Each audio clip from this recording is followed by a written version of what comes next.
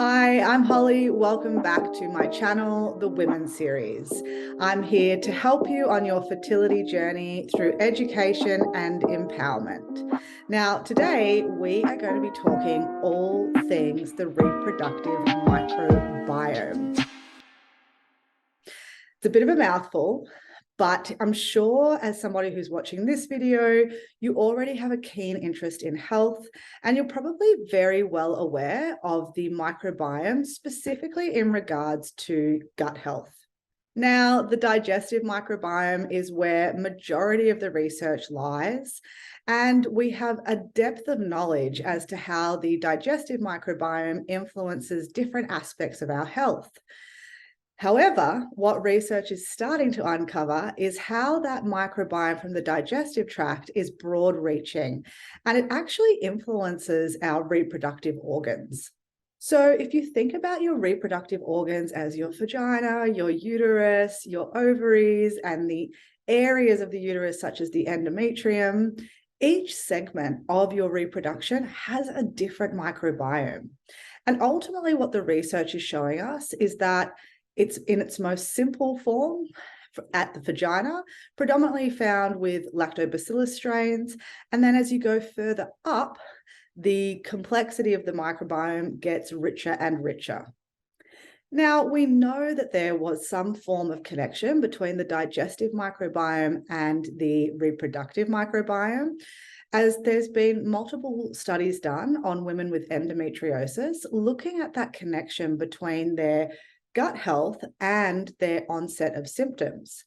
What they found in the research is that women with endometriosis have higher amounts of pathogenic E. coli strains in their menstrual blood.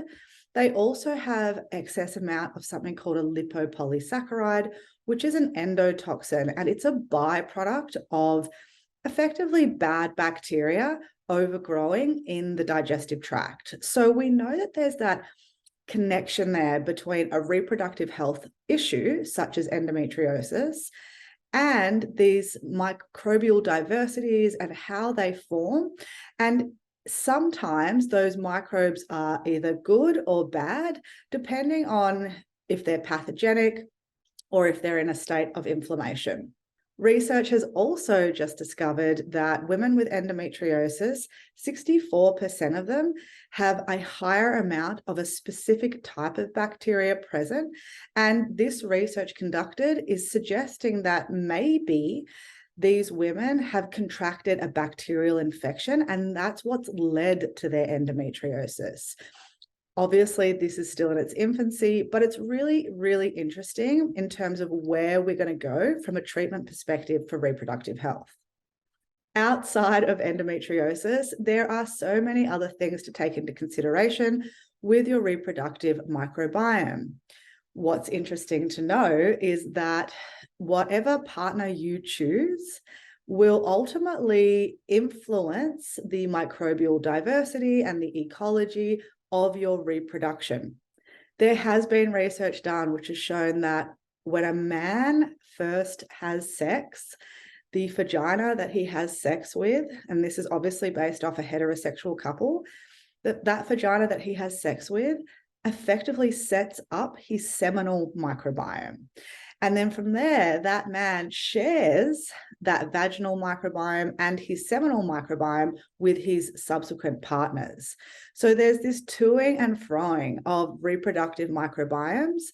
And depending on your partner choice, depending on the experience that you have, especially in those formative years, that can ultimately set up that microbial plane. Other things to be aware of with the reproductive microbiome is its influence over conception. We know that from an IVF standpoint, success rates tend to be lower, and there's a theory that because they wash the semen away from the sperm in order to then create an embryo outside of the body, the semen actually holds microbiome. And that microbiome is suggested to interact with the egg microbiome in a natural conception setting. And it's that interaction that allows the sperm to shift from the semen into the egg and create life. So even from a conception standpoint, we know that the health of your microbiome and the health of your partner's microbiome is critical when it comes to natural conception and or successful IVF outcomes. So a good question people always ask me is, how do you improve your reproductive microbiome? And ultimately, the best way is to start with the digestion. Your digestive microbiome influences all of the other microbiomes in the body. We know this from a research standpoint, very much so with the brain and the brain microbiome. And now we're starting to understand this with its influence over the reproductive organs. So go and get a comprehensive stool test, have a functional medicine practitioner look over it, and get yourself into alignment in order to fix any reproductive microbial issues, such as bacterial vaginosis, recurring thrush. Maybe it's even issues with conception, or you don't have issues with conception, but maybe there's things like miscarriages that you want to be mindful of. All of these aspects of reproduction can be heavily influenced via the microbiome. So you really want to make sure that in your fertility journey, whether that's just improving your reproductive health right through to try to make a baby, and even in the postpartum period, you want to make sure that you are addressing your digestive microbiome so it has a flow-on effect to your reproductive microbiome. If you liked this video, guys, please drop a like and even a comment, and I will be back next week with more information.